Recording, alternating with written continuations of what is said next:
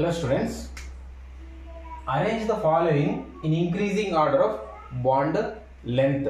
So bond length ni increase అయ్యే order లో వీటిని అరేంజ్ చేయమంటున్నారు. సో ఇట్లా బాండ్ లెంత్ కి సంబంధించిన క్వశ్చన్స్ ని అడిగినప్పుడు సో మెయిన్ గా బాండ్ లెంత్ ని ఎఫెక్ట్ చేసే ఫ్యాక్టర్స్ ఏమేమి ఉన్నాయో ఒకసారి గుర్తు చేసుకోవాలి. సో ఏమేమి ఎఫెక్ట్ చేస్తాయి అంటే ఫస్ట్ హైబ్రిడైజేషన్ చూసుకోవాలి. హైబ్రిడైజేషన్ తర్వాత electronegativity, atomic size, then delocalization and hyperconjugation. So ఈ ఫ్యాక్టర్స్ అనేవి బాండ్ లెంత్ ని అఫెక్ట్ చేస్తాయి కాబట్టి సో ఇందులో ఏది ఎక్కువగా హైబ్రిడైజేషన్ ఫస్ట్ ఏది ఎక్కువ బాండ్ లెంత్ ఉంటుంది అని సో చూసుకోవాలి. సో ఫస్ట్ మెయిన్ గా హైబ్రిడైజేషన్ ఏంటంటే ఫస్ట్ కాంపౌండ్ ఫస్ట్ మాలిక్యూల్ లో హైబ్రిడైజేషన్ ఏంటి, sp3 హైబ్రిడైజేషన్ ఉంటుంది.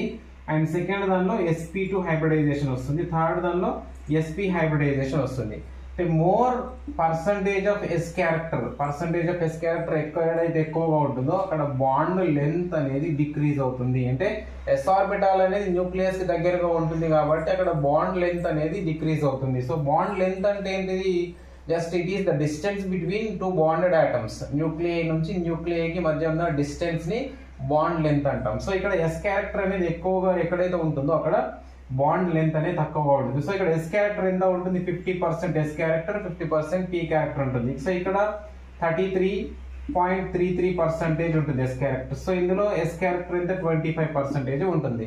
సో ఇక్కడ 25% ఉంది, ఇక్కడ 33.33 ఉంది, ఇక్కడ 50% ఉంది కాబట్టి సో 25% అనేది తక్కువగా ఉంది కాబట్టి సో ఇక్కడ బాండ్ లెంత్ అనేది ఎక్కువగా ఉంటుంది. సో బాండ్ లెంత్ ఎక్కువగా ఉంటుంది కాబట్టి సో ఇప్పుడు ఏ కి బాండ్ లెంత్ అనేది ఎక్కువగా ఉంటుంది, తర్వాత బి అండ్ లీస్ట్ వన్ వచ్చేసి C. So this is the bond length order.